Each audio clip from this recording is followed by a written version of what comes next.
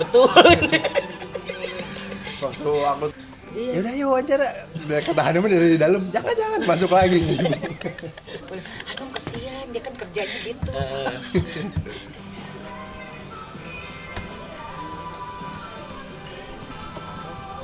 Udah? Ya. Oke, Bang. Mungkin boleh cerita Ya. Bang tadi sidangnya seperti apa, lalu agendanya apa sih Bang tadi?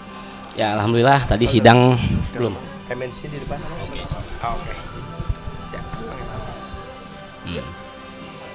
Ya alhamdulillah tadi sidang berjalan lancar dan putusan juga sudah kita dengarkan dari majelis hakim dan sudah selesai, tinggal nunggu verjet artinya tanggapan dari tergugat atau banding dari tergugat. Kalau tidak banding selama 14 hari ke depan itu sudah bisa keluar dengan putusan ingkrah atau akte cerainya juga sudah bisa keluar. Tadi sudah sangat baik merespon dari majelis hakim juga, dan tergugat tidak hadir, putusan first take putusannya, First take itu artinya gimana? putusan yang tanpa dihadiri dari tergugat.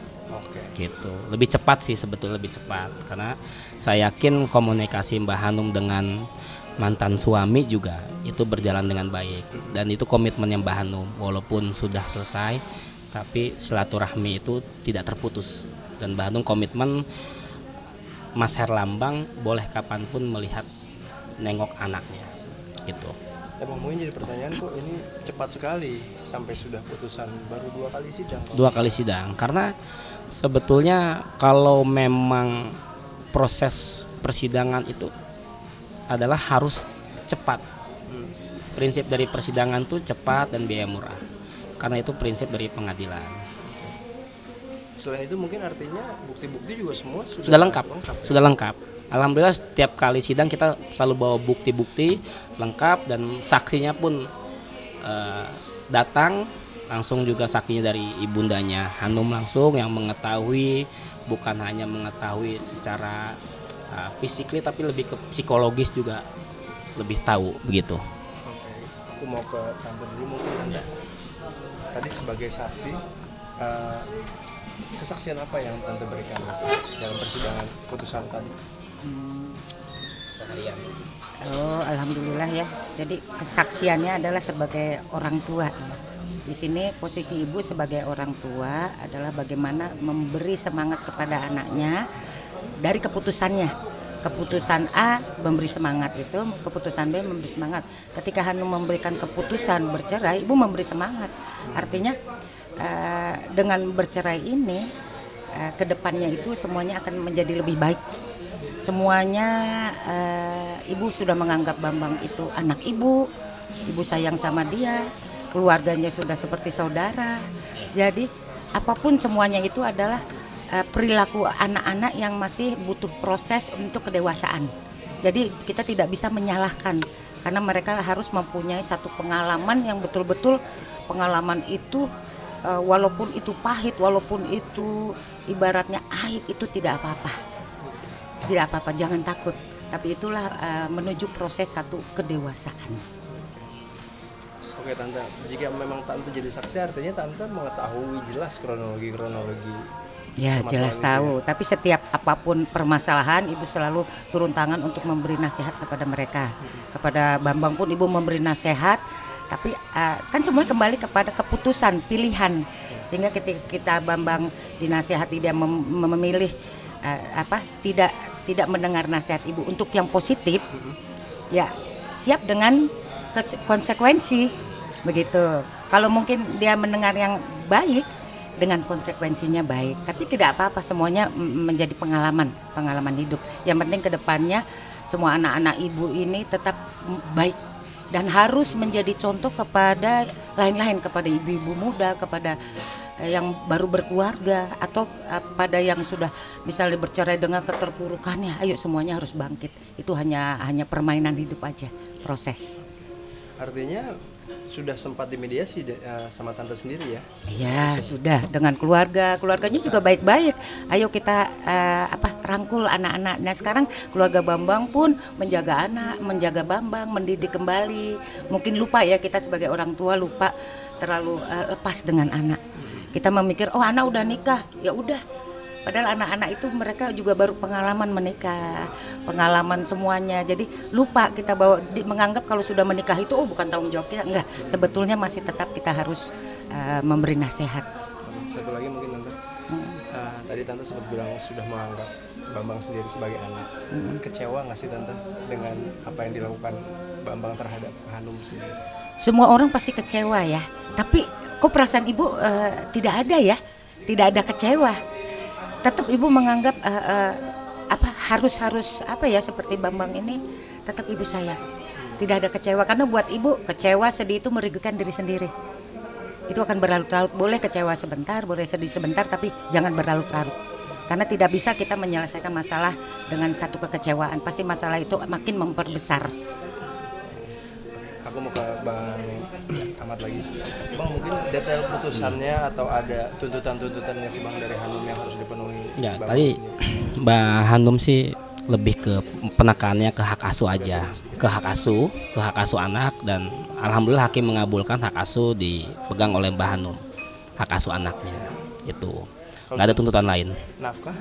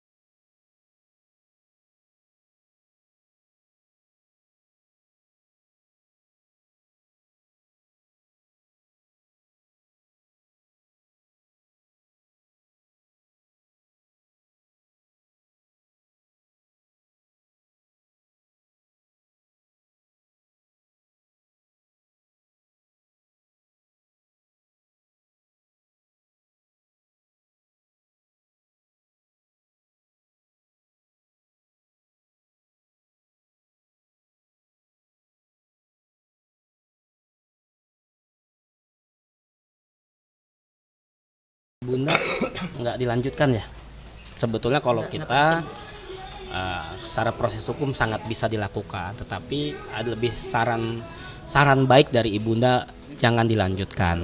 Mbak Hanum tadi dikonfirmasi sama saya juga, sama saya beliau tidak melanjutkan proses hukumnya. Jadi cukup untuk menyelesaikan persoalan rumah tangganya. Dan itu menurut saya itu hal yang sangat bijak oleh Mbak Hanum. Dia terjolimi tetapi dia tidak membalas penjoliman itu untuk melaporkan, lebih ikhlas menjalaninya. Gitu. sebelum ke Tante ini sedikit lagi Tante ke Bang Ahmad dulu. Sebelumnya kita tahu si Ahmad ini Herlambang. Bang Herlambang ini sorry Bang, si Herlambang ini juga ikut mengurus bisnisnya Hanum. Lalu setelah Iya. perpisahan ini apakah ada Gonoginika atau bagian hak-haknya dari Herlambang atau seperti apa? Ya, kalau untuk masalah Gonogini itu dibicarakan kedua belah pihak. Gonogini yang sebaiknya itu dalam dibicarakan musyawarah. Dan Herlambang juga sangat sadar diri bahwa apa yang dilakukan oleh Hanum itu sebetulnya memang kerja keras Hanum, walaupun ada support system dari Herlambang, dan Mbah Hanum tidak menghilangkan itu. Dan itu lebih bicaranya nanti antara Mbah Hanum dengan Mas Herlambang. Tidak secara formal tidak diajukan untuk Gonogininya. Untuk bicara itu. Kalau untuk nanti kedudukan dia di perusahaan itu rencananya akan dibuat perubahan akte atau RUPS-nya nanti. Oke, Gitu. artinya keluar dari struktur perusahaan Secara sendiri. otomatis nanti secara formalnya kita akan membuat surat untuk perubahan karena sifatnya itu masih CV, jadi badan hukumnya masih bisa dibicarakan di hadapan notaris untuk perubahan aktenya. Gitu. Banyak juga komentar-komentar netizen Bang, mungkin aku mewakilkan netizen. Bambang keluar rumah tidak bau apa-apa. Ya. Kurang lebih seperti itu benar. Ya harus disadari kesalahannya. Dan itu saya yakin Mas Herlambang juga sudah tahu konsekuensi logis ketika dia melakukan tindakan yang menurut kita juga sudah keterlaluan.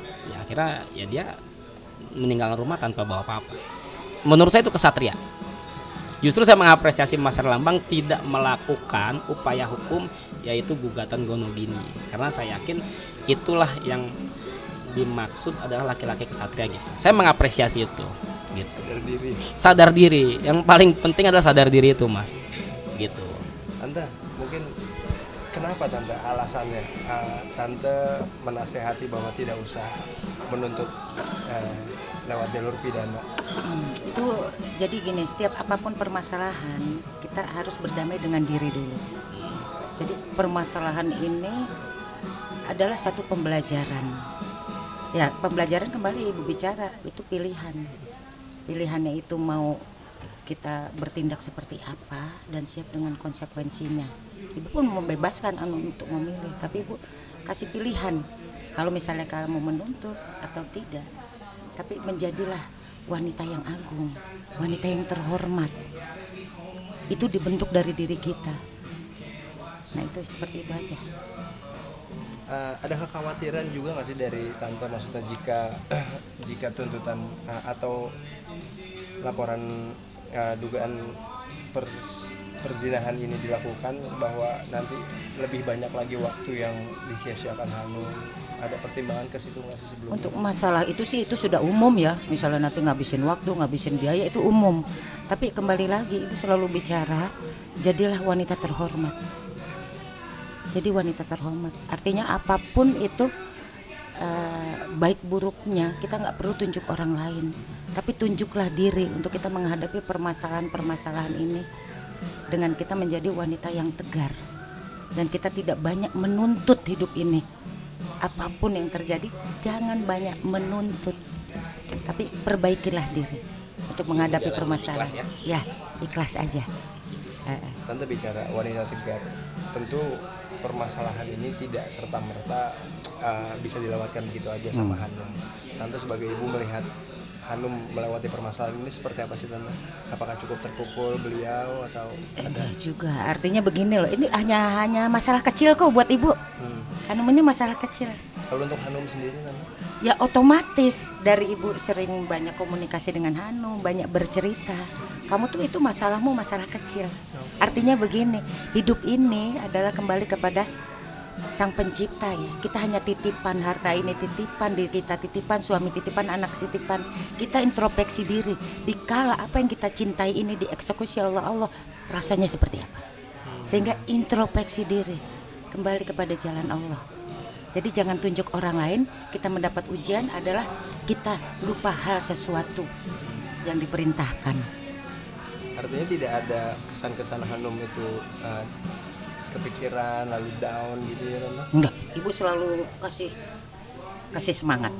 Ibu kasih semangat, dan ketika orang down, ibu menghadapinya dengan tersenyum. Ibu tidak mau ikut down, jadi harus memberi semangat terus. Jadi ini bukan apa-apa, ini masalah kecil, ini biasa aja. Kamu ini nanti semuanya akan melewati hal yang lebih besar lagi. Jadi menyikapinya perlahan, kita belajar menyikapinya dengan ikhlas, ya, bersyukur masih bisa melewatinya. Tante, bicara keputusan cerai kan bicara juga di dalamnya ada hak-hak anak ya Tante. Hak anak bukan soal aja materi, tapi juga kasih sayang dan sentuhan-sentuhan dari orang tuanya. Nah, melihat hal ini, Tante mungkin sebagai nenek melihat atau khawatir nggak untuk cucu-cucu kekurangan waktu sama ayahnya, lalu tumbuh kembangnya, ada kekhawatiran itu nggak sih? Ini ibu juga kaget ya, kemarin ibu datang ini ternyata Anum sudah, Bu, Anum mau keluar dulu. Kenapa? Ada Bambang mau datang mau nengok Hakim. Ya ibu sih alhamdulillah. Tapi artinya Anum ini keluar dengan kawan-kawannya, biarlah Bambang ini bermain sama anaknya Di rumah. Okay. Dikasih kesempatan. Dan Anum datang, Bambang masih ada, dan ada teman-temannya, ngobrol biasa seperti teman. Dan ibu, aduh cepat sekali move on-nya. Ya walaupun ada perasaan apa mungkin, tapi sudah bisa komunikasi. Yang seperti menawarkan makan, ini Bambang minum, dia cepat bisa ini, bersahabat dengan dirinya. Kalau Tante perhatikan seberapa rutin Bambang menengok anak-anak? Seminggu sekali atau? Ya rencananya seminggu sekali sih. Kemarin ibu lihat ada. Nah kemarin itu ulang tahun Bambang kalau nggak salah, malah Hanum bilang, ini Dede mau dianterin ke sana nanti sama mbaknya Mak Sus. Soalnya ulang tahun Bambang nanti mau dibawa sama makan-makan sama ibunya Bambang. Cuman karena kemarin sibuk, ibunya teleponnya malam, dedenya udah tidur gitu. Jadi ya alhamdulillah, yang ibu harapkan adalah ya seperti itu, harus menjadi awal untuk menjadi wanita-wanita yang menjadi sesuatu hal ini tidak yang saling balas-balasan atau menjadi dewasa lah. Terakhir Tante, anak-anak sendiri, Hakim terutama sudah ada nggak sih nanyain ayahnya kok ayah nggak pulang gitu, lalu pengertian seperti apa yang diberikan? Nggak perlu, nggak, anak seperti itu belum bisa dikasih pengertian, tapi dengan perilaku kita yang tetap misalnya satu-satu sayang ibu, dua-dua sayang ayah, itu kan sudah menjadi di pikirannya. Misalnya dia bertanya papa, oh ya nanti papa datang gitu. Jadi Abang sedikit lagi Bang. Soal kalau nanti akhirnya ada banding gimana Pak? Ya kalaupun ada banding harus kita lawan. Kenapa? Biasanya banding seperti apa sih Bang? Kan sudah ada PRZ namanya. Iya, maksudnya sudah tidak mengharapkan godok gini, sudah artinya di sini sudah clear dong. Berarti tinggal nunggu aja. Artinya memang ini lampu hijau gitu ya, sudah clear semua. Udah clear, tinggal ya namanya kalau secara normatifnya tetap kita harus menunggu waktu, ada kesempatan VRZ atau nunggu gugatan banding dari Mas Herlambang atau tergugat gitu. Tapi sampai hari ini sih kita yakin bahwa Mas Herlambang dia sepakat dengan keputusannya, dan itu bagian dari penyadaran diri dia sebetulnya. Gitu. Bang, terakhir dari inkrah, jatuhnya inkrah sampai akhirnya surat cerai itu keluar berapa kemungkinan lama? Setelah inkrah, putusan inkrah itu 1 bulan atau sampai paling lambat 2 bulan lah untuk akte cerainya. Tapi secara formil ya sudah ketok secara formilnya gitu, tinggal nunggu inkrahnya itu gitu.